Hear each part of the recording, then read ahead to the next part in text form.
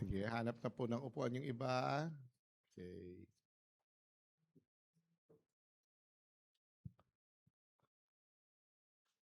Ayan.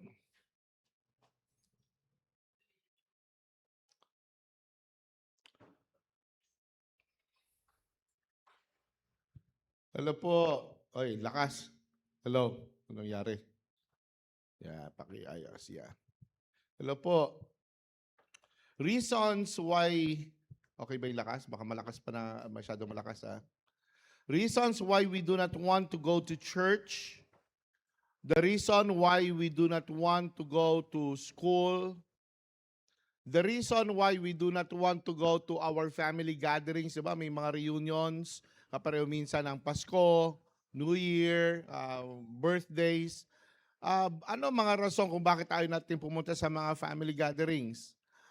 Ayaw natin pumunta sa opisina natin. Yung iba nagre-resign kasi ayaw na pumunta sa office natin. Ayaw na pumunta sa mga ibang lugar. Ayaw na pumunta again sa church. Ayaw na pumunta sa church. Now, what are the reasons we do not want to go to schools? What are the reasons why we do not want to attend family gatherings? To go to our workplace? To go out and socialize? And even sa church in general, bakit ayaw natin? Ito po yung mga rason po. I gathered 14 reasons kung bakit ayaw natin pumunta sa mga gatherings na yan. Number 1, galit ako. May kagalit ka. Diba? Galit ka. Number 2, manloloko ako. Dami kong linoko. So ayoko pumunta sa isang gathering kasi alam nila manloloko ako, and that's the truth, manloloko ako. Nagsinungaling ako. Diba? Sama na yan. Nagsinungaling ako, nangutang ako, may utang ako. Sama-sama na yan. Kaya ayaw pumunta sa mga gatherings. Tamad ako. Hindi ako pumunta dyan. Tamad ako eh. Kaya mauutusan lang ako. May na-rape ako or na-rape ako. Kaya ayoko pumunta sa mga gatherings na yan. Diba? Na-rape ako or rinape ako. Walang kabanalan sa buhay ko. Kaya ayoko pumunta sa mga gatherings, even sa mga church. Kapareho ng ganito ngayon. The reason, kala nila, ang simbahan ay para lang sa mga banal. Mali. Ang simbahan ay para sa mga makakasalanan. Kapareho ko. What else? Wanted ako kasi. Diba? Daming wanted. Ayaw ka makita o may ginawa kang mali, ganyan. Ayoko pumunta sa ibang gathering kasi idolatrous ako. Diyos-Diyosan ang sinasamba ko. Diba? What else?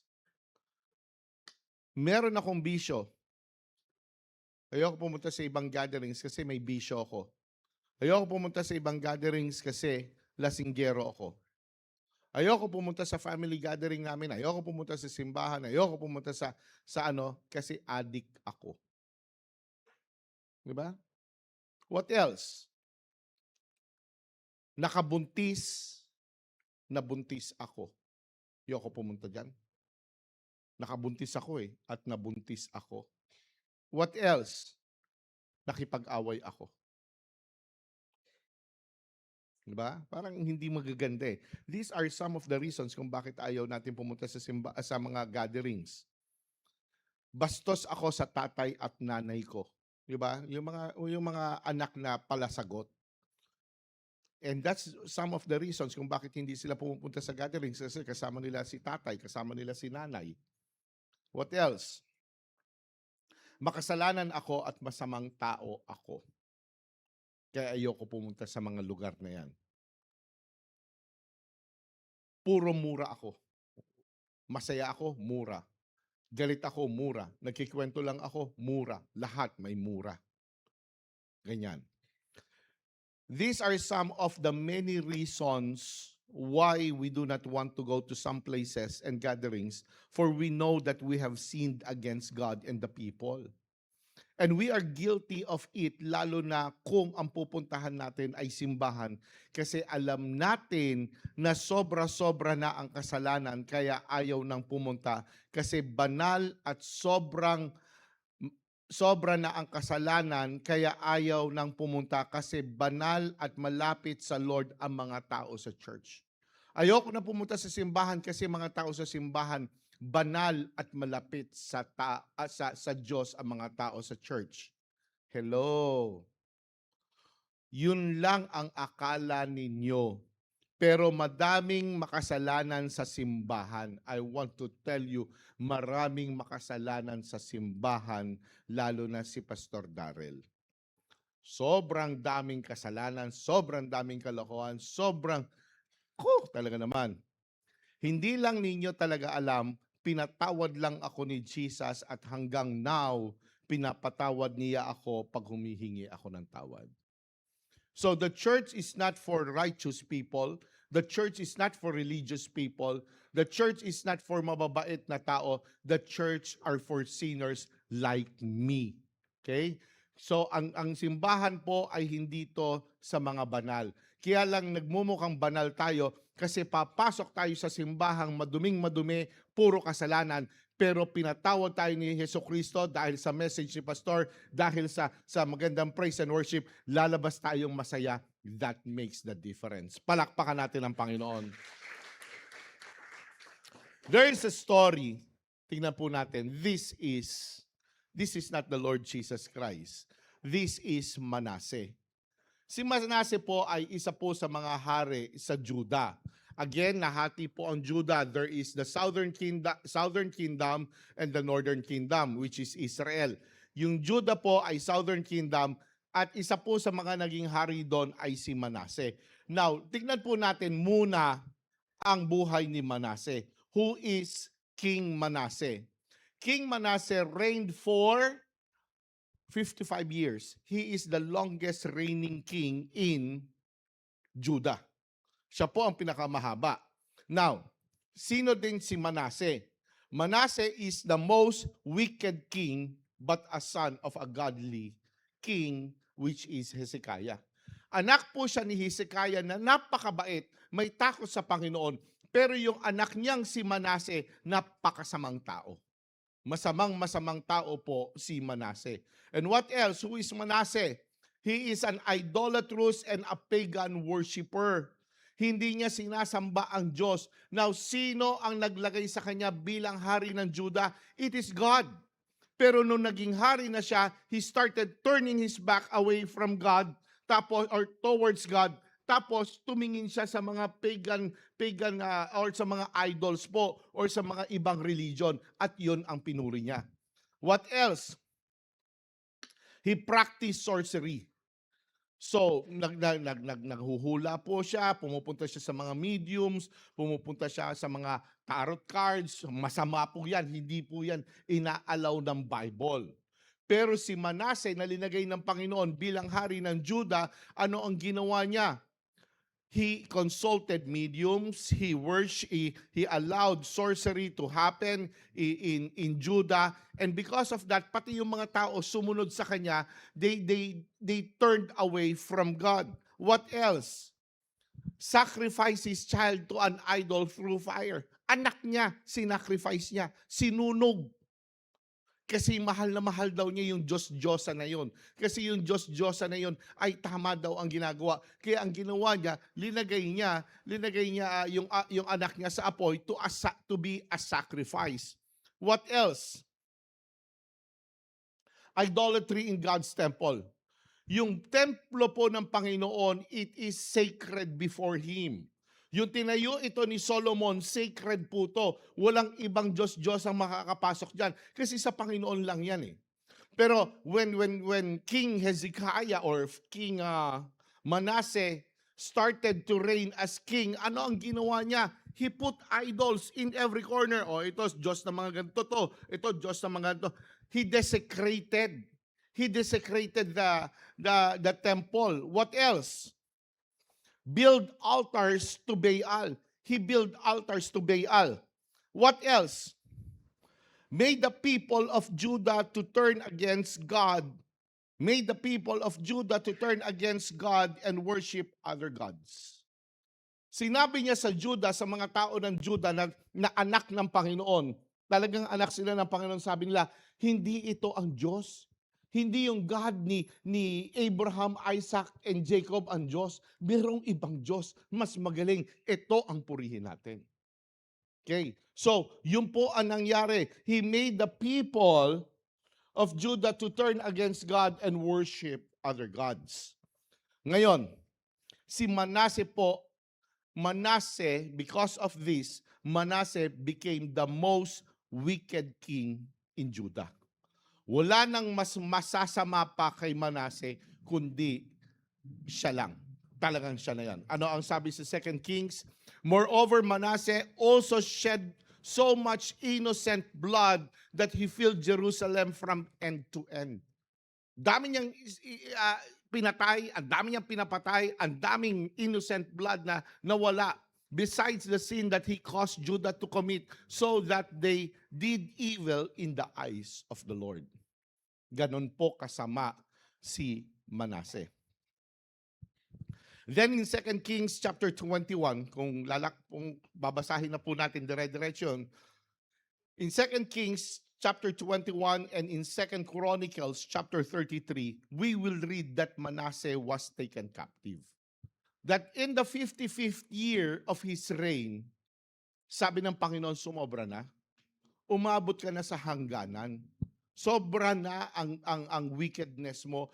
Sobra na ang pagtalikod mo sa akin. Sobra na ang pangbabastos mo sa akin. Sobra na ang pag-desecrate mo sa temple. Sobra na ang ginagawa mo sa tao. So ano ang sabi dito? We will read that Manasseh was taken captive. Kinuha siya po, ang modern Iran ngayon, ang modern Iran ay malayo po around 1,000 kilometers or 1,000 miles yata ang difference nila. At andito po ang Iran, andito ang Israel. Ang ginawa po, he was brought to Babylon with a chain in his hand and hooks in his nose. So, ang nangyari po dito, kinuha po yung because of the sin of Judah during that time. Kasi ang Judah po, pinoprotektahan niya ng Panginoon. Kahit anong sugod ng mga Assyrians diyan, kahit anong sugod ng mga ibang bansa diyan, because of the protective hand of God, hindi sila makapenetrate. Even today, tingnan niyo ho ang Israel. Kalaban nila ang Turkey, kalaban nila ang Iran, kalaban nila ang Gaza, kalaban nila ang kung sino ang kalaban nila. Isang tuldok lang sila. Habang nag-uusap po tayo ngayon, merong mga bomba. Merong mga binobomba ngayon ang Israel. Pero tingnan nyo, hanggang ngayon hindi matalo ang Israel. Because the protective hand of God is in Israel. Bakit? Anak niya yun eh. Mga chosen niya yan. There was a time, meron silang Iron Dome. Ngayon may Iron Dome sila. Yung Iron Dome na yun, pagka may mga rockets, sa ibang bansa, ito yung sumasalo, ito yung parang kinokontra niya yung mga rockets, pinapasabog niya yung mga rockets. So, parati yan, even right now, hindi na lang na news, pero parati yan may rockets. So, pinapasabugan parati. May bata po, ushers. Ano po, ushers, please. Yan, thank you. Kung titingnan po natin, merong mga missiles, marami pong missiles. Ngayon po yan dumating yung time nasira yung Iron Dome. Hindi po nag-malfunction. Nasira ng 1 oras. 1 oras lang po. And that 1 hour is very crucial. Pwedeng sugurin ng Israel. Alam nyo ang nangyari? 1 oras din, walang attacks from the enemy. Ganun po ang protective hand ng Panginoon sa Israel even today. Now, during that time, ganun din po, pinoprotect ng Panginoon ang Israel. Israel is being protected by God. But because of the sin of Manasseh and because of the sin of Judah, the hand of the Lord has been lifted up. At yung nawala yung kamay ng Panginoon sa Israel, pumasok lahat ng kasamaan, pumasok lahat. Ngayon, na-invade sila ng Syria. So, ang ginawa ng mga Assyrians, kinuha ngayon tong sino yung hari niyan? Manasseh. Kinuha, linagyan ng chain. Paglagay ng chain dito sa kamay, linagyan din sa ilong. Then naglakad siya papuntang Iran. Ganun po kalayo. Ganun po kahirap. Ganun po. The justice of God has been served. So, ang nangyari ngayon, kinulong po si Manasseh sa Iran or sa Babylon during that time. He was in prison. Ngayon, note, God did not remain silent before that happened. Yung before na ma-change siya, before na nakunin siya, God did not remain silent. Actually, God used prophets to warn Manasseh and the people of Judah, urging them to repent before it was too late. But they ignored the word of God. Parati may nagsasabi, tigil mo na yan, Manasseh. Balik ka na sa Panginoon. But Manasseh continued in sinning. Kala niya walang nangyayari. He continued in lying. He continued in idolatry. He continued in his immorality. Lahat ginawa niya kasi kala niya indispensable na siya. Kala niya wala nang makakahuli sa kanya. Kala niya wala nang makakabisto sa kanya. So, ang nangyari sa dumating yung time na hindi na siya nakinig sa mga prophets. What happened? What happened? Dumating na yung time na para i-judge siya ng Panginoon. As we look at it based in the Bible, Manasseh is a hopeless case. Wala na. Wala na. Mamatay na siya. Halang na ang bituka niya. Ito yung mga sinasabi natin, di ba? Sa mga wala nang pag-asa yung mga yan. Talagang munti na papunta niyan. Hindi lang basta munti. Sana pumunta na sa impyerno yung mga yan. Masasamang tao yan. Mamamatay taong yan. Pero yung si Manasseh, mas masama pa dyan sa mga tao kung saan sa munting lupa. Mas masama pa si Manasseh dyan. Manasseh is a hopeless case. Wala na. Mamamatay na siya. Halang ang bituka niyan. Hindi na binubuhay pa ang mga ganyang klaseng tao. Hindi niya binubuhay si Manasseh. Sobrang sama niya. Ganon po si Manasseh. So the Lord allowed the Assyrians to conquer Judah and bring Manasseh to Babylon. Question, may tanong ngayon. Why did God allow Judah to fall in the hands of Assyria? Bakit inalaw ng Panginoon? Mga anak niya to, kingdom niya to sa kanya to. Again, why did God allow Judah to fall in the hands of the Assyrians? Basically, it is all because of sin, and because of sin. Yun lang yun. That's the answer. Judah fell all because of sin. Now, tingnan po natin. Isaiah chapter 13 verse 11, I will punish the world for its evil and the wicked for their iniquity. Kala natin makapagsimba lang tayo, okay na. Kala natin magaganyan lang, okay na. Pero if we're not really confessing, if we're not doing things sa buhay natin, kala natin okay lang yan. Pero yung kasalanan natin, okay lang pala Palalim yan ang palalim, palalim yan ang palalim, palalim yan ang palalim. Darating ang panahon, babalikan ka ng Panginoon. Mas masakit pag binalikan ka ng Panginoon. Mas masakit yan pag binalikan ka ng Panginoon. Iiyak ka talaga. Now, so the time came when he found himself in prison at Babylon. Nakita ngayon ni Manasseh, wala na akong power, wala na akong authority, wala na akong kingdom. I am just here in this prison cell in Babylon, which is very lonely, which is very dark, which is very stinky, and wala akong utusan dito. I am just naked, a naked person. I am nobody, dirty talaga ako. Wala na ako. Again, the time came when he found himself in prison at Babylon. Ngayon, the question is, ano ginawa niya sa prison? In prison, what did Manasseh do? Yung mga prisoners of war po, ngayon po, sa panahon ngayon, kung meron pong nakukulong ngayon, pag nakulong sila, ang gagawin nila, pag-uusapan nila, what's next? Anong gagawin natin? Pag nakalaya tayo, o sinong uutusan natin? They're planning kung anong gagawin nila. But for Manasseh, hindi siya nagplano. What did Manasseh do inside the prison? He started repenting of his sins and started to acknowledge God once again. Ito yung taong wala ng pag-asa Ito yung taong napakamasamang hari Dahil sa haring to, sinira niya ang Judah. Pero just because ang ginawa niya, kahit masama siya, sabi niya, I do not know, Panginoon. I do not know what will happen in my life. Pero now I'm coming into my senses to the God of my father Hezekiah, to the God of Abraham, Isaac, and Jacob, to the God who created the heavens and the earth, to the flood who caused flood, to the God who caused flood during the time of Noah. This is now the God I am worshiping inside this prison.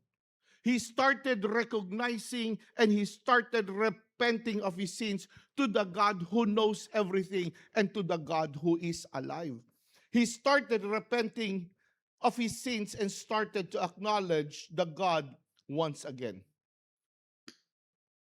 Question, what happened when Manasseh repented? Ano ang nangyari? Kung ako yon, hindi na mangyayari yan. Kahit anong hiling mong tawad, mamatay ka na. Pwede ba mamatay ka na? Ang ginawa mo sa Juda, ginuto mo ang tao. Ang ginawa mo sa Juda, tinanggal mo ang Diyos. Ang ginawa mo sa templo, sobra ka. Pinatay mo yung anak mo.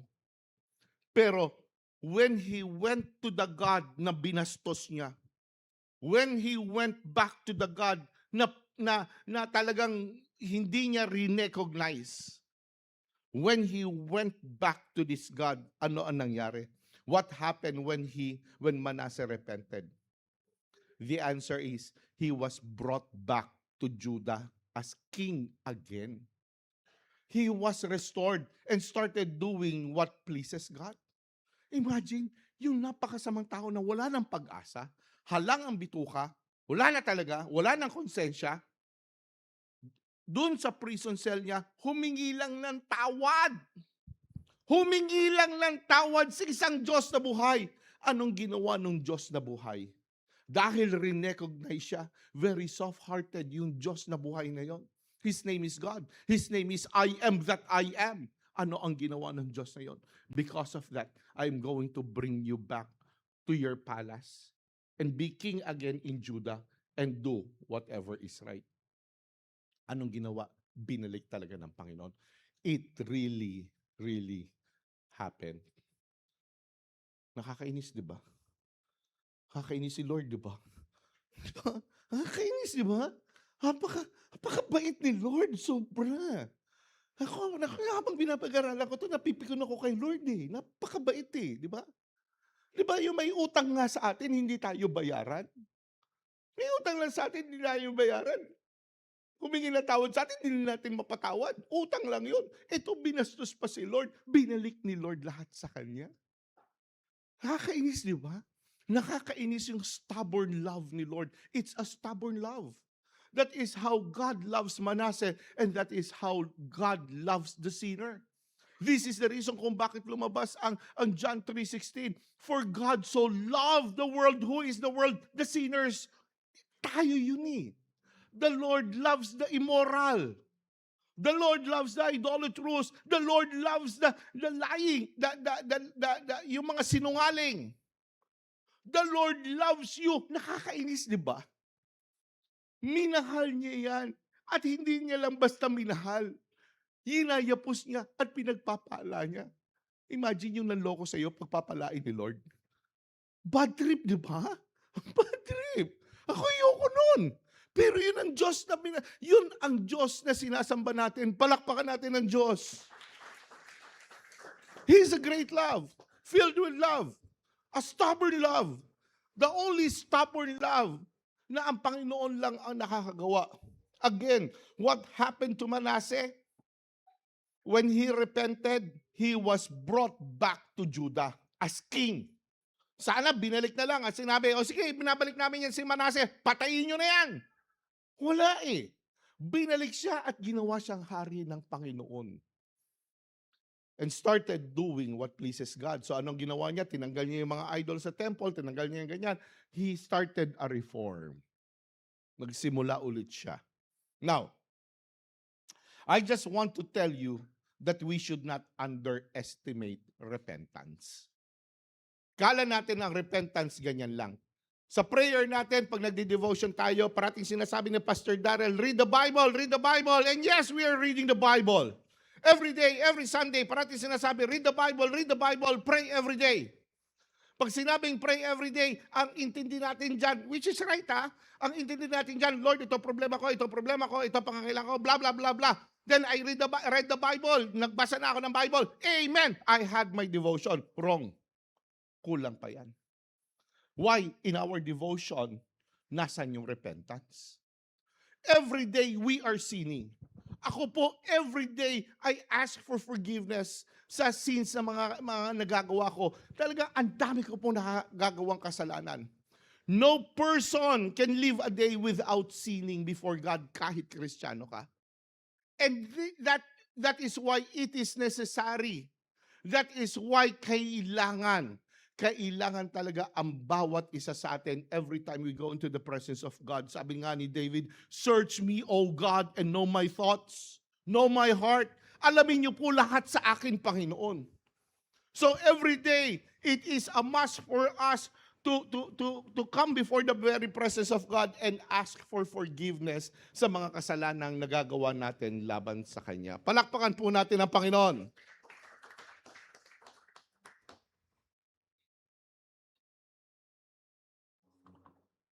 Hay. Haba pa. Tapusin na natin para makakain na. May nagyaya sa akin kanina sa Kwatongs. Gusto ko sumama sa Kwatongs kanina eh. Alam niyo yung Kwatongs? Baka naman may kakain mamaya. Sama niya naman ako. Pwede naman ako sumama.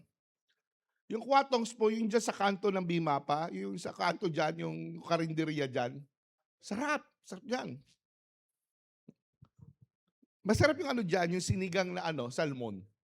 Pero mo yung nasa karinderya ka, walang aircon, tapos andyan dyan yung mga jeep, andyan dyan, may sinigang na salmon, social. Nakakatuwa talaga.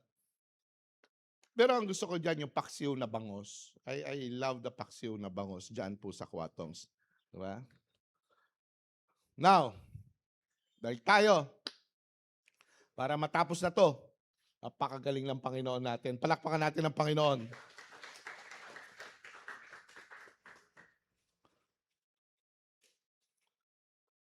Tinanong ako ni Pastor Jonel kanina, uy, si Pastor Jonel po, yung pinag-pray natin, magaling na po. Andi dito po siya ngayon ba?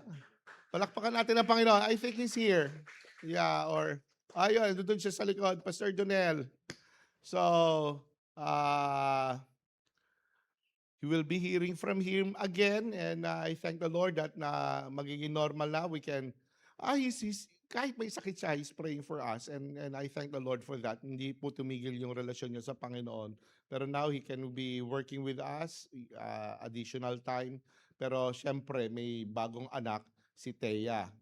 Ganyan si Thea, sumasama sa akin kanina. Yung kinukuha na ho, kasi alis na sila kanina, yung kinukuha na sa akin si Thea, umiyak. Sabi niya, mahal ako ni Thea eh. Okay. Mamaya magko-confess po ulit ako. Now, I just want to tell you that we should not underestimate repentance. Tingnan po natin to. There is power in repentance.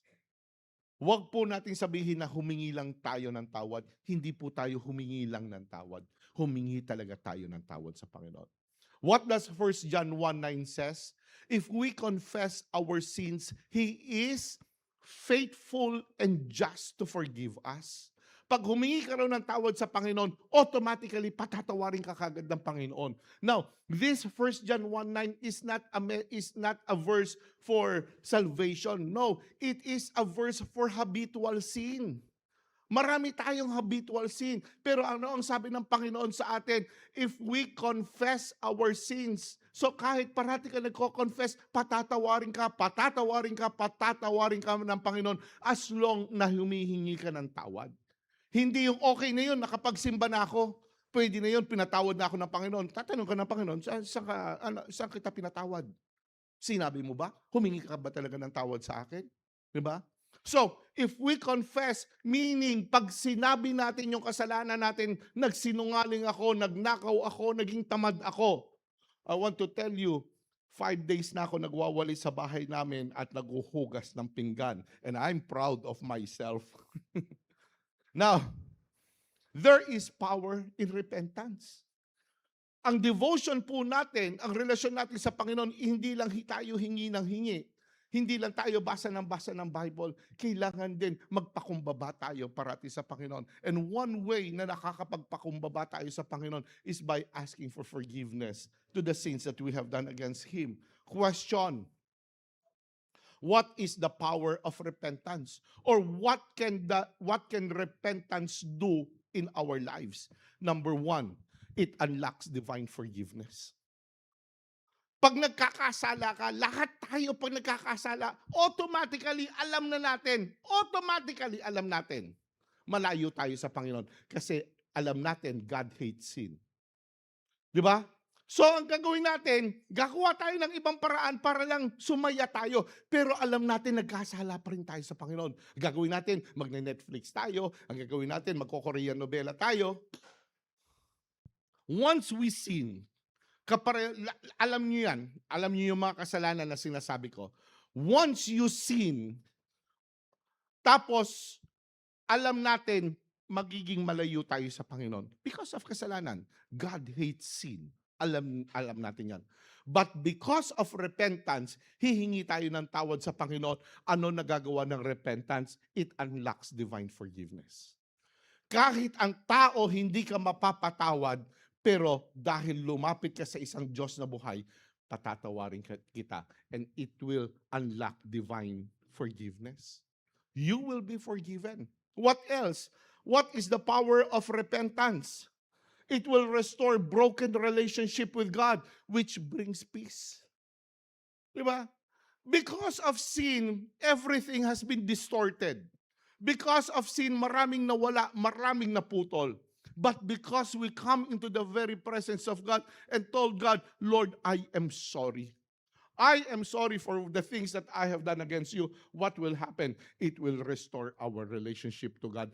At yun ang gusto po natin. Palakpakan natin ang Panginoon.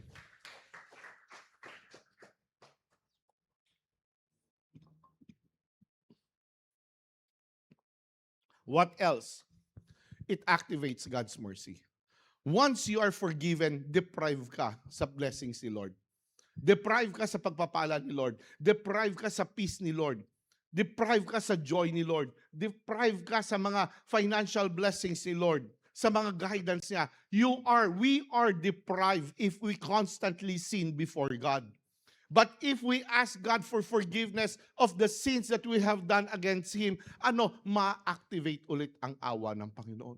Naaawa ako sa anak ko. Pagpapalain ko tong anak ko kasi humingi ng tawad sa akin. It activates mercy. It activates habag. Kaya tayo nagpapagpala. Magugulat ka na lang, bakit may pagpapala ako? Bakit may ganito ako? Masamang tao ako. Anong ginawa mo ng isang araw? Humingi ka ng tawad sa Panginoon. And because of that, God's mercy and God's abundance will rest upon each and every one of us. And what else? It changes man's outlook and action in life. It changes the way we think. How do you think kanina when you went to church? How do you think before yung nagkasala ka? Parati kang takot. Parati kang negative. Parati kang may question. Talaga pag ginawa natin yan? Sigurado ka pag pumunta tayo dyan, ganyan ba mangyayari talaga? Lahat negative.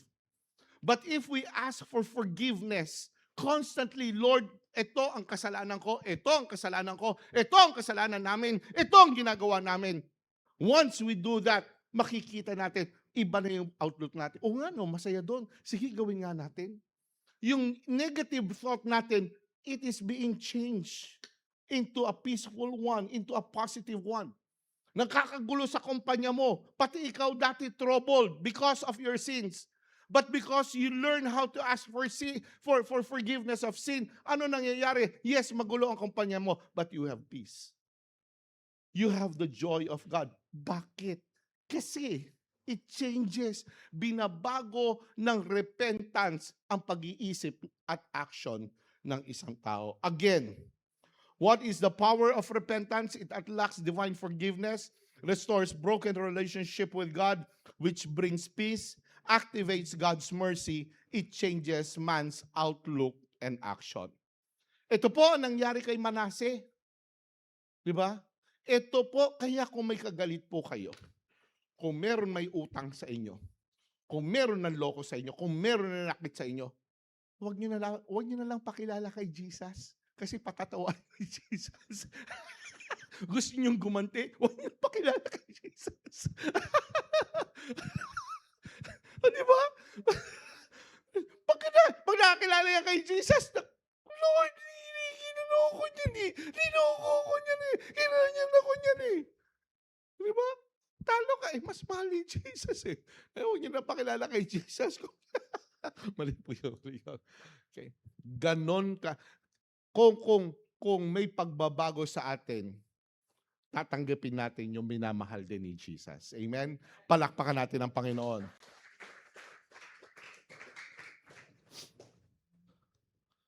Ito po ang nangyari.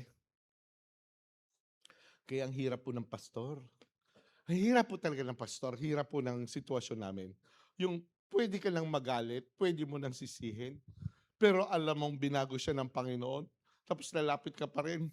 Ito yung taong to, kakamayan ko kasi pastor lang ako kasi, naku, ginanyan mo ako dati. Hirap. But it takes the presence of God.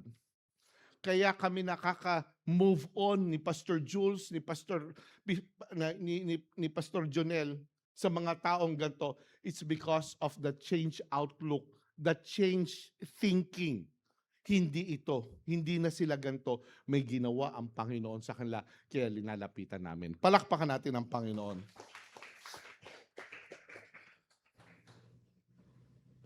Ito po ang nangyari kay Manase na wala ng pag-asa. When Manasseh repented to the true and living God, restoration happened.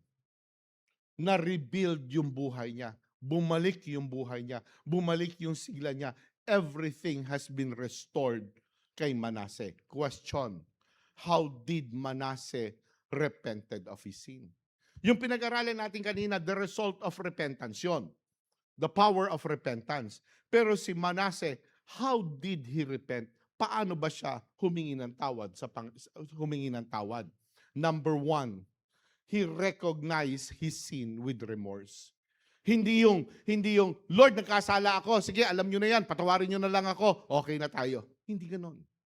He really asked for forgiveness. Lord, ito po yung kasalanan ko. And he did it. He enumerated it. Isa-isa, ito yung kasalanan ko. And as he was saying those things, talagang pinanghinayangan niya, bakit ko kasi ginawa yun, Lord? Bakit? Remorse. Ando doon yung remorse. Ando doon yung regret. Ando doon yung guilt. Bakit ko ginawa? So, when he asked for forgiveness, talagang may remorse siya. When he asked for forgiveness, talagang guilty siya. Lord, I'm really guilty of that sin. Wala na siyang explanation. Hindi niya na sinabi kasi ganito yung ginangyari. No. When he asked for forgiveness, he really asked for forgiveness. Makasalanan ako. Makasalanan. Wala nang explanation. Ganon ang ginawa ni Manasseh. So that's the first way how he repented. The second way, he repented. Ganito yan. Pwede kang humingi ng tawad sa mga iba eh. Pero ano ang ginawa ni Manasseh? He repented to the true, he repented to the wise, and he repented to the forgiving God. Tama yung taong pinuntahan niya para humingi siya ng tawad. Hindi siya pumunta sa mga tao, hindi siya pumunta sa mga may kapangyarihan, pumunta siya sa powerful God. He repented to the true, wise, and forgiving God, the God of Abraham, the God of Isaac, and the God of Jacob. Palakpakan natin ang Panginoon. Because of this repentance to the true God, the impossible happened. He was restored to his position and has given a chance to correct the wrongdoings he has done. Mamamatay na talaga ako eh. Lumabas na yung prueba, mamamatay na ako. In the Old Testament, ang pinangdidirihan na tao talaga ay yung mga leprous. Lumabas na po yung katotohanan. Yung mga sunburn ko lumabas na. Mamumutay na ako. Humingi lang ako ng tawad sa Lord, sorry kasi nag-overstay ako sa Boracay. Oh, di ba? Social. Now, he really repented. He repented. He repented. Ano ang nangyari sa kanya? He was restored to his position and has given a chance to correct the wrongdoings he has done. Calvary Foursquare Church, ito na po tayo. Calvary Foursquare Church, madami tayong kasalanan. Uulitin ko po, madami tayong kasalanan. Uulitin ko, Calvary Foursquare Church, madami po tayong kasalanan. Pumasok po tayo dito sa simbahan ito, yes, maayos, yes, may pabango, yes, okay ang buhok natin, malinis po tayo, pero kamusta ang puso mo? You entered this church, I want to tell you, including Darrell Maghirang, madumi. Napakadumi po natin. Calvary Foursquare Church is not a church for the righteous. Calvary Foursquare Church is not a church para sa mga malilinis. Calvary Foursquare Church is a church for the needy, a church for the sinners, a church for those who need the Lord. So, as we have entered the church, I want to tell you, lahat po tayo madumi. In one way or the other, nag-isip tayo na masama kanina sa kapwa natin. In one way or the other, nag-away tayo mag-asawa. In one way or the other, may pinagdabugan ka. In one way or the other, marami kang kasalanan na nagawa sa Panginoon. Madumi po tayo sa harapan ng Panginoon. Madami tayong kasalanan. Again, Calvary Foursquare Church, madami tayong kasalanan. To sum up our sins, these are the pride of life. These are the lust of the flesh. And these are the lust of the eyes. Lahat po ng kasalanan ng mundo, it falls on these three categories. Lahat po ng kasalanan nyo, it's all under pride of life, lust of the flesh, and lust of the eyes. At andito po ngayon yan. It's very present ngayong gabi po, ngayong hapon po dito sa Calvary Foursquare Church. Lahat ng kasalanan ng mundo, nandiyan sa tatlong yan. The good news is, there is forgiveness from those sins. Yan ang maganda dyan. Hindi yung mananatili lang sa atin yung kasalanan yan. The good news for tonight, for all of us today, there is forgiveness from those sins. There is restoration from the love of God in His presence. Palakpakan natin ang Panginoon. Fact, there is an available forgiveness of sin from God. There is always an available forgiveness. Kahit ano sabihin mong kasalanan meron ka, kahit gaano pang kalaking kasalanan yan, I want to tell you, may katapat na forgiveness yan. Ang pangalan ay si Jesus. This is what the Lord Jesus did on the cross of Calvary 2,000 years ago. That for many years during the Old Testament time, the people are looking for solution. The people are looking for real righteousness. Hindi nila makita yung totoong righteousness na yon. And the only righteousness na makukuha nila is only through the Lord Jesus Christ. That once we accept the Lord Jesus Christ as our Lord and personal Savior, automatically, our inherited sins will be taken away. Every sin na namana natin kay Adan at kay Eva, the lust of the flesh, the pride of life, the lust of the eyes, tanggal yan. Automatically, once we recognize the presence of God. Siguro, Angelo, pwede na? Now, fact, again, there is an available forgiveness of sin from God. He is Jesus Christ. Now, tingnan po natin, sa ating pong mga makakasalanan, there are 3 ways we can be forgiven. 3 ways para mapatawad po tayo. The first thing that we should do is believe that the Lord Jesus Christ is God who can forgive our sins. Paniwalaan natin. Paniwalaan natin na may isang Diyos and He is the Lord Jesus Christ na pag lumapit tayo sa Kanya, patatawarin niya tayo sa kasalanan natin. If we're not going to believe that there is a God who can forgive us of our sins, definitely, walang magpapatawad sa atin. Walang magpapatawad sa atin. So, kailangan, if we're going to ask God for cleansing of our sins, pumunta tayo sa tamang tao. And who is that tamang tao? It is the Lord Jesus Christ. He is God Himself. Siya lang ang makakapagpatawad, no other way.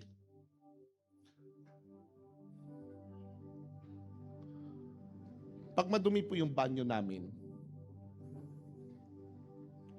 ang cleaning agent na ginagamit ko po ay Clorox. Clorox, igaganon mo lang yan, mawawala na after 5 minutes. Mawawala na kagad yung mga stains.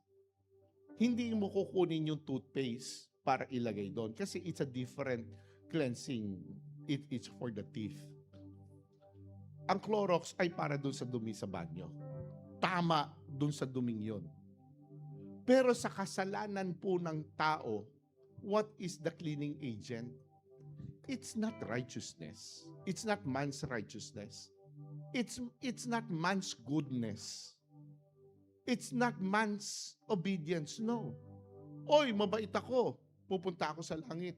Oy, sumunod ako sa magulang ko. Pupunta ako sa langit. Oy, ginawa ko to. Pupunta ako sa langit. No, no. The only way para lang malinis ang kasalanan natin is only through that wonderful agent, powerful agent. It is called the blood of Jesus.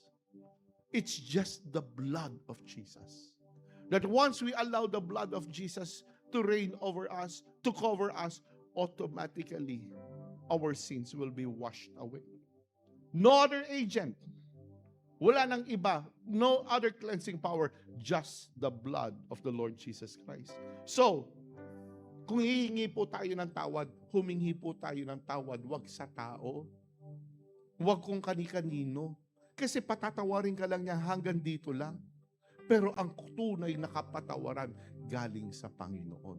So believe that the Lord Jesus Christ is God and who can forgive our sins. Repent of our sins. So now, alam na natin kung kanino tayo hihingi ng tawad.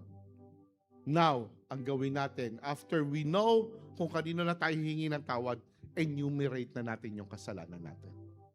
And this is during our devotion time. Every day, we're going to pray. Alam natin yung mga kasalanan natin. Naging tamad tayo. Nag-isip tayo ng masama. Diba? We live an immoral life. We live like this. Hingin natin ng tawad yan. Hingin natin ng tawad yan. Because if we're not going to ask for forgiveness of sin, definitely, magiging kapareho tayo ni Manase. Magiging kapareho tayo ni Manase. Dadalhin tayo sa isang prison cell at mas mahirap mag-confess doon. Huwag na natin hintayin yung prison cell natin. Ngayon pa lang, wina-warningan na tayo ng Panginoon. Hindi ka na natawad. Alam mo na tamain mo na yung buhay mo, hindi mo pa gawin. Bukas ka pa ng bukas, sa isang linggo pa ng isang linggo, sa isang buwan ka pa ng isang buwan, abutan ka ng Panginoon. Iyak ka talaga. Iyak ka talaga.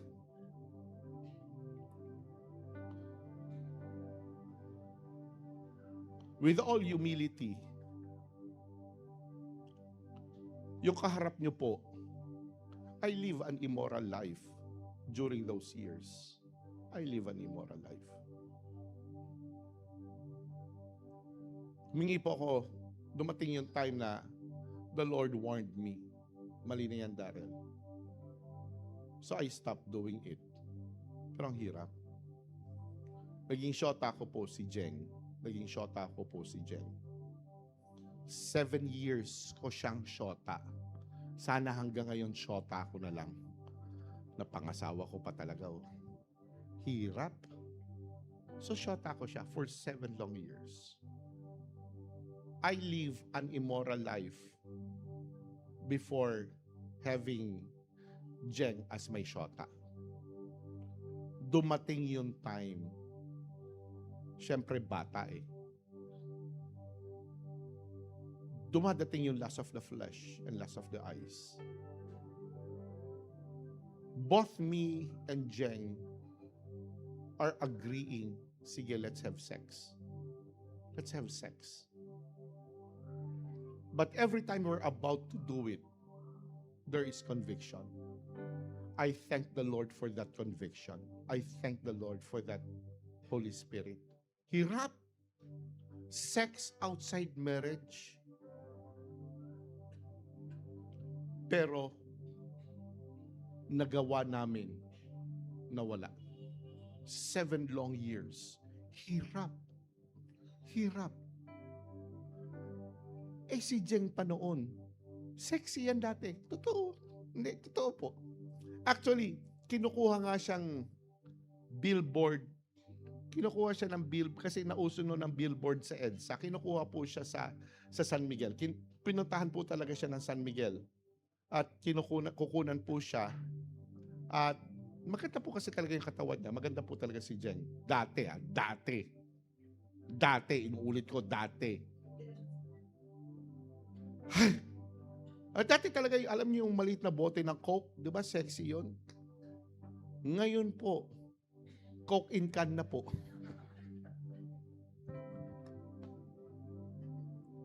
The temptation is grabe. So uwi kami, hirap. And I thank the Lord kasi pinakasalan ko ang virgin na girlfriend ko. After 7 long years. Ang hirap. Daming pumapasok sa isip namin.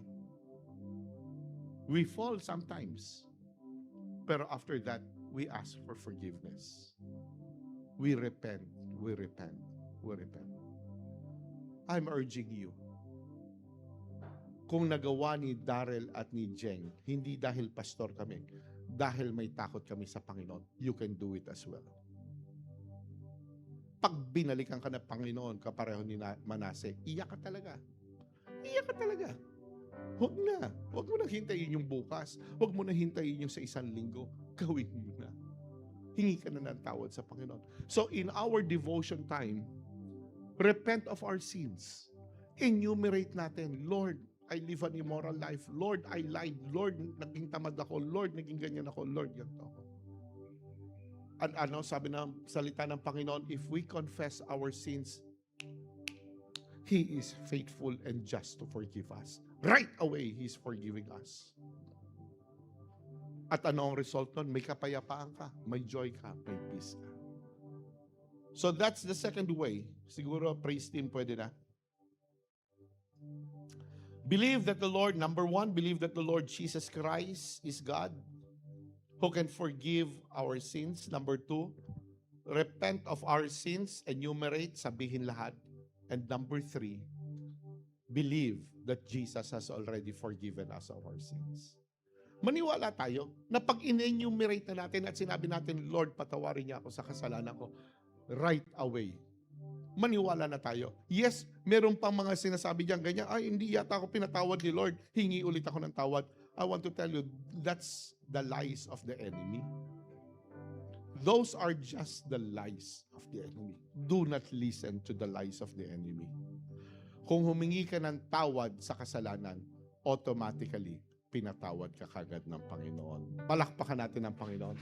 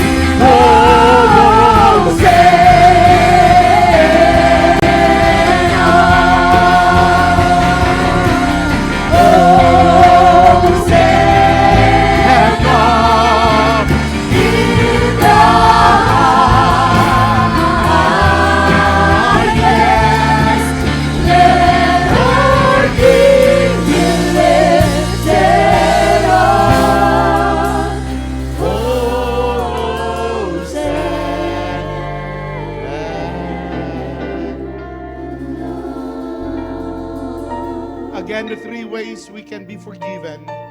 Believe that the Lord Jesus Christ is God who can forgive our sins. Repent of our sins, enumerate everything, sabihin lahat. Believe that Jesus has already forgiven us of our sins. Reality, with our repentance and belief to Jesus, it is a 100% guarantee that we are forgiven. Palakpakan natin ang Panginoon. This is the power of the cross of Jesus. It can forgive us of our sins, restore our lost relationship to God, and can live a new life with Jesus. Also in the cross of Jesus is healing. We can find healing at the cross. Ang gandang testimony ngayon yung kay Pastor Jonel. He was rushed in the hospital. Okay lang sana kung hilo lang eh. Sumuka pala ng dugo. Kinikwento sa akin kanina. And the church prayed for him. The church prayed for him. He prayed for himself. Kath prayed for him. Many prayed for him. And we believe that there is healing on the cross. And he appropriated, kinuha niya yung power ng cross sa buhay niya, si Pastor Jonel. And right now, kasama po natin siya, nagpupuri sa ating Panginoon. Palakpakan natin ang Panginoon. This is the power, or also in the cross of Jesus, is healing. What else? In the cross, there is abundance. Walang kulang sa Panginoon. Lahat ng pangangailangan natin andyan. In terms of physical health, in terms of finances, in terms of material na pangangailangan natin, in terms of future, even sa mga travels natin, we will live in abundance. Why? We have the cross of the Lord Jesus Christ. We have Jesus Himself who was hanged on the cross. Again, at the cross there is healing. There is abundance. And because of the cross, natuto tayo mag-submit, natuto tayo mag-humble. Because of the cross, we learn how to obey. There wouldn't be obedience sa humanity without the cross. Because if we want to be blessed by the one who is hanging on the cross, who was hanged on the cross, it requires obedience. And because of that, because of the cross, we found obedience. Because of the cross is a light that guides us in our everyday lives. Ano ang sabi ni David sa Psalms 119? Thy word, the Bible, thy word, the Bible, the word, the Bible. The word is a lamp unto my feet and a light unto my path. Kaya hindi nagkukulang ang Calvary Foursquare Church sa pagturo ng read your Bible. Read your Bible. You want to be guided. Ito ang sinasabi ni Pastor Jules. Ito ang sinasabi ni Pastor Jonel. You want to be guided not here in Calvary Foursquare Church. You want to be guided not in our services. You want to be guided. Go back to the Bible. Read the Bible. This is power itself. This is light itself. Never ignore to read the Bible. You want, magtatanong kayo, Pastor, ano pang hihinga namin ng tawad? Nagbasa ka ba ng Bible kanina? Nagbasa ka ba ng Bible kahapon? Nag-devotion ka ba? Yun. Isa sa mga, Lord, sorry Panginoon kasi inisnab ko kayo. Hindi ako nagbasa ng Bible, hindi ko kayo pinakinggan. On the cross, we will find wisdom in this troubled world. In the cross, we will find truth in the midst of lies. And in the cross is love in this angry world. The world is angry. Kahit saan ka pumunta, nagdadrive ka pa lang, ano ba naman yan? Tumawid ka pa lang, ano ba naman yan? Bumili ka pa lang, ang mahal naman yan. Lahat na lang angal. It's an angry world. It's an unforgiving world. Pero because of the cross, you and I have found the cross through the Word of God. Ano ang sabi dito? And His love. We can find love in that cross in this angry world. Church, let us all choose to live in a new life Jesus is offering us. What is that new life? A life living in the power of repentance that will bring us a renewed life. Palakpakan po natin ang Panginoon. Therefore, if anyone is in Christ, he is a new creation. All things have passed away. Behold, all things have become new. Kung noon, ma-pride ka, hindi ka hihingi ng tawad sa Panginoon. Pananatiliin mo, aalagaan mo yung kasalanan mo. Pero ngayon, you are a new being. Anak ka na ng Panginoon. Bakit pananatiliin mo pang magkasala ka? Bakit pananatiliin mo pang maging ganyan ang buhay mo na pwede mo naman baguhin? Therefore, if anyone is in Christ, he is a new creation. All things have passed away. Behold, all things have become new.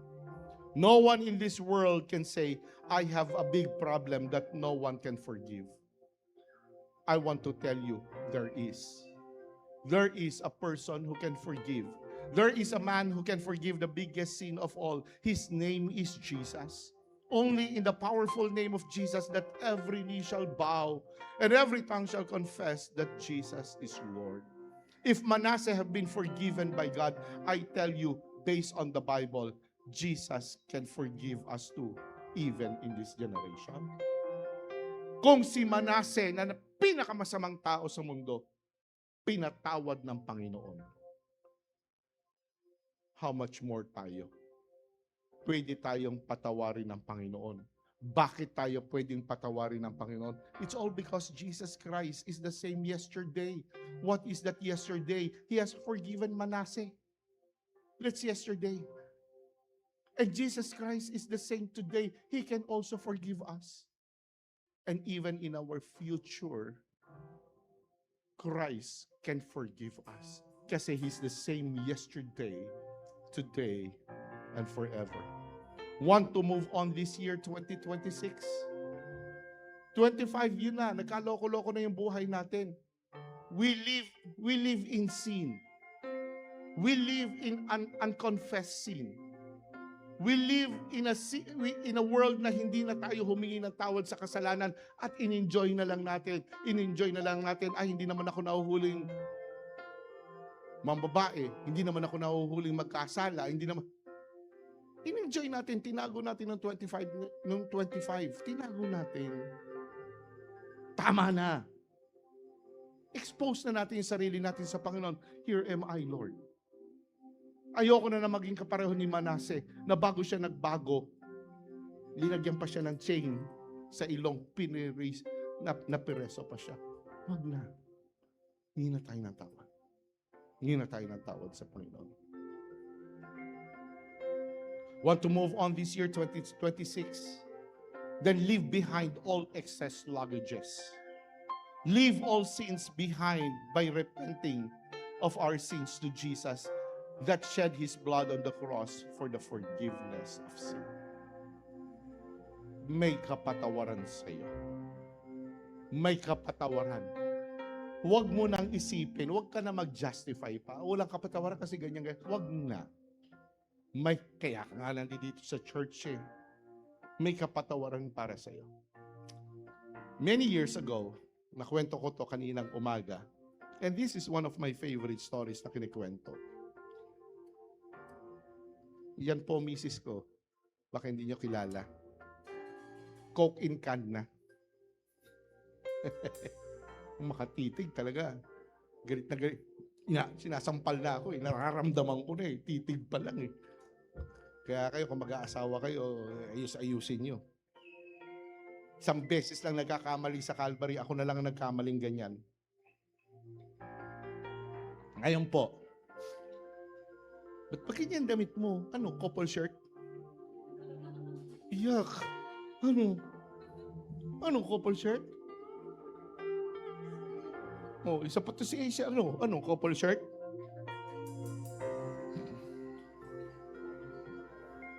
Ganito po yan. Many years ago, dahil po sa Cubao, merong isang parang recruitment agency. Kinuha po ako to speak. So, nagsalita po ako. As I was, nagturo po ako. So, before magturo ako, napabasa ako ng kasi nakaupo ako. Parang recruitment 'yon ng mga seaman yata. So, kinuha ko yung magazine. Nakita ko doon, ang pinakamalaking barko pala, during that time, is Exxon 2. Sabi, yung habang binabasa ko, yung Exxon daw, hanggang sa Alaska lang daw, hindi lumalabas ng Alaska. Kasi sa sobrang laki, nababahura daw siya. Pero ngayon, may mas malalaki ng barko. So during that time, it was Exxon 2. Maya-maya, tinawag na ako, Pastor, andito na yung mga seaman, andito na yung mga ganyan. Mag-Bible study na kayo. So, ang form ng Bible study na yon, hindi po ako nakaupo. Nakatayo ako kasi may whiteboard. So I was just writing something. I forgot the topic kung ano yung pinag-uusapan namin. So I was just talking about the scriptures. I was talking about God. Biglang may nagtaas ng kamay. May nakaupo, nagtaas ng kamay. At pagtaas ng kamay, nagtanong, Pastor, ano ang pinakamalaking barko sa buong mundo? Ay, eksakto, yun ang nabasa ko. Sabi ko, syempre, yabang mayabang yung pastor niyo eh. Kunwari, matagal ko nang alam, pero kaalam ko lang. Yung ba yung pinakamalaking barko? Sabi ko, Exxon 2. Sabi niya, Pastor, gaano kalaki yung Exxon 2? Nasa Cubao kami. Ganito kalaki yan. Nandito tayo sa Cubao. Alam mo ang Quiapo? Sabi niya, Pastor, ang laki. Hindi naman, hanggang EDSA lang. Tinanong ko lang kung alam niya yung Quiapo. Hindi niya alam. Hanggang EDSA lang. Ganun lang. So sabi ko, ganun kalaki. Malaki talaga yung barkong yon. Ito ang sabi niya, talagang nagulat ako. Sabi niya, ganun ba kalaki yung barkong yon, Pastor? Oo. Ang sagot niya sa akin, Pastor, ganyang kalaki ang kasalanan ko. Ganyang kalaki ang kasalanan ko. Yung narinig ko yun, sabi ko, grabe, ang laki. Sabi niya, Pastor, ang laki talaga. Ako, ang laki talaga, ang lawak talaga ng kasalanan mo, no? Opo, Pastor, lalo siyang gaganon. Ngayon sabi ko, may tatanong naman ako sa'yo. Alam mo ba kung gaano kalaki ang Pacific Ocean? Opo, Pastor. Alam mo ba kung gaano kalaki ang Atlantic Ocean? Lawak ng Pastor. Alam mo ba kung gaano kalaki ang Indian Ocean? Opo, Pastor. Ang Pasig River, alam mo ba? Isama mo pa yan. Sabi niya, opo, Pastor. Alam mo, sabi ko sa kanya, ang kapatawaran ng Panginoon ay hindi lang basta kasing laki ng Exxon 2. Ang kapatawaran ng Panginoon kasing laki ng Pacific Ocean, ng Atlantic Ocean, ng Indian Ocean, at isama mo pa ang Pasig River. Patatawarin ka ng ating Panginoon.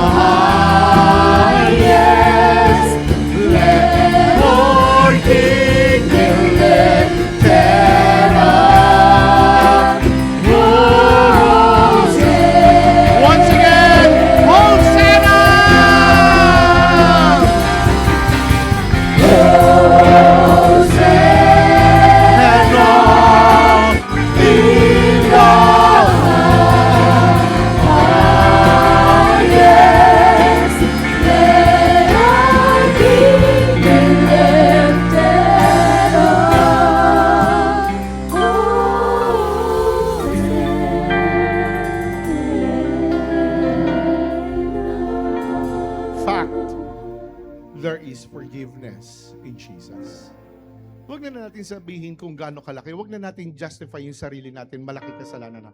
Mas malaki ang kapatawaran ng Panginoon. And right now, God wants to heal you. God wants to deal with you.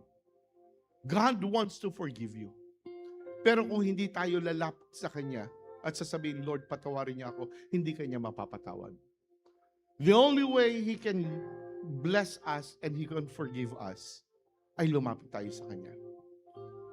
Pero kahit anong lapit natin sa Kanya, pag wala si Jesus sa puso natin, definitely, hindi niya tayo papakinggan. My question is, pag namatay ka mamaya, saan ka pupunta? I'm talking to you right now, even you who's watching me online. Pag namatay ka, saan ka pupunta? Saan ka pupunta pag namatay ka mamaya? Kayo na nandito sa church, pag namatay ka mamaya, saan ka pupunta? Pag namatay ka sa isang linggo, saan ka pupunta? Once you die next year, saan ka pupunta? Saan ka talaga pupunta? Pastor, ayoko nga pag-usapan ang kamatayan. Bakit ayaw mong pag-usapan ang kamatayan? Kasi wala pa si Jesus sa'yo. I want you to bow down your heads. If you want to receive Jesus as your Lord and personal Savior, kung gusto mo papasukin si Jesus sa puso mo ngayon, sumunod ka sa panalangin ko. Sumunod ka sa panalangin ko. Panginoong Jesus, isa po akong makasalanan na tao. Wala po akong magagawa kung wala kayo sa akin. Pero ngayong hapon, humihingi po ako ng tawad sa lahat ng kasalanang naman ako kay Adan at kay Eva.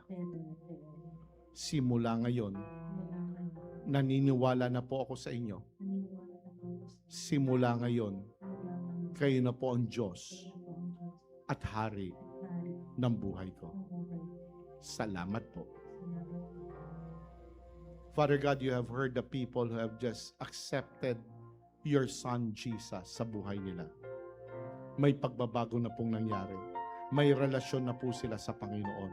And every time they're going to pray, every time they're going to ask for forgiveness, every time they're going to cry to you, someone in heaven will hear their prayers. And that is God Himself.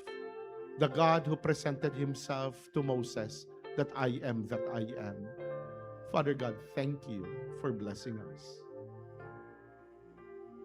Habang ang mga ulo ay nakayuko, I want you to continue to pray. Pray for yourselves. Pray for yourselves.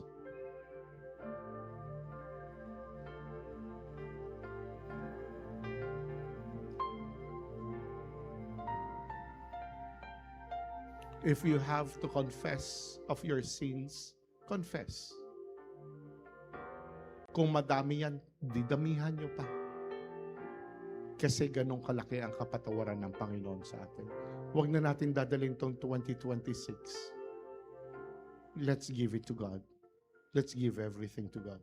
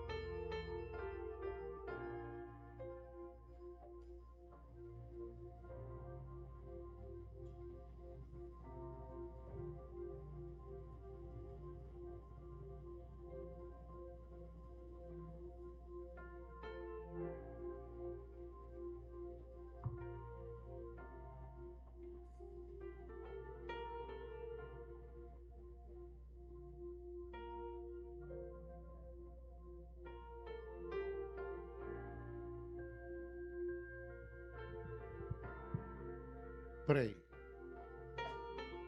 Ask for forgiveness. Lord, sorry for the burst of anger. Sorry kasi madamot ako. Sorry kasi hindi ako nagbibigay. Sorry kasi ninanakawan ko kayo ng tithes and offering. Sorry, Panginoon, kasi sinungaling ako. Sorry kasi immoral ako.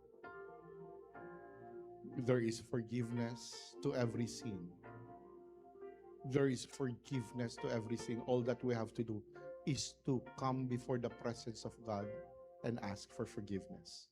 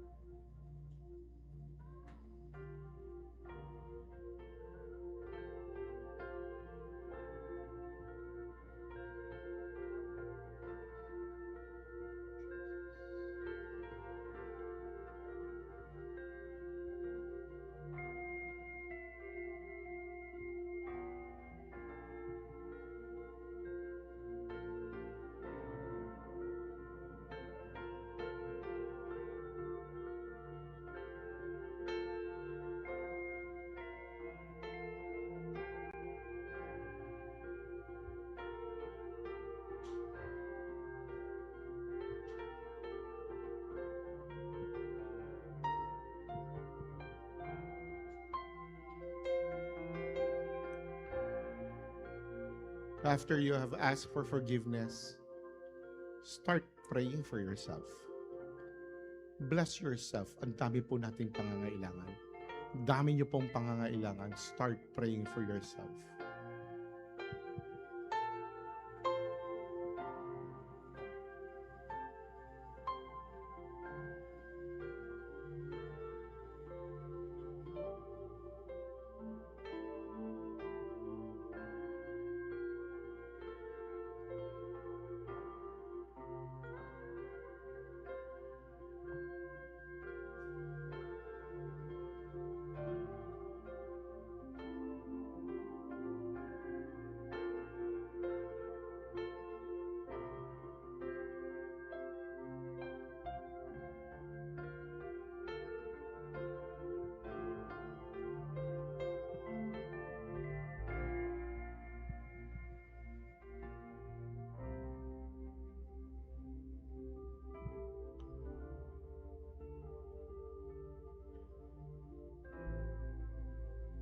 Father God, we thank you for what you have done this evening to us.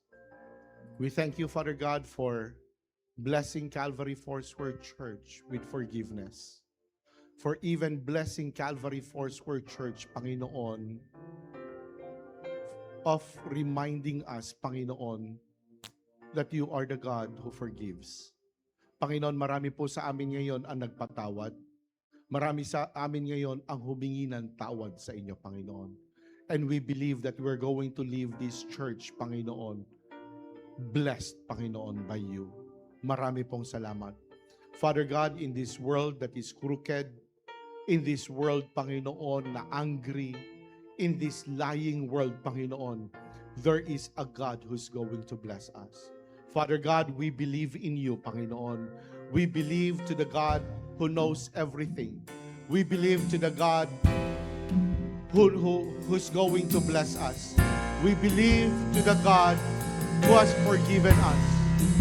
And we believe to the God who will be with us this year 2026, Panginoon. Yes, we will ask for forgiveness. Yes, we will bow down before you. Yes, we will always read the Bible. And yes, we will make you as our God in our lives day in and day out. Salamat po, Panginoon, sa inyong pagpapala sa amin.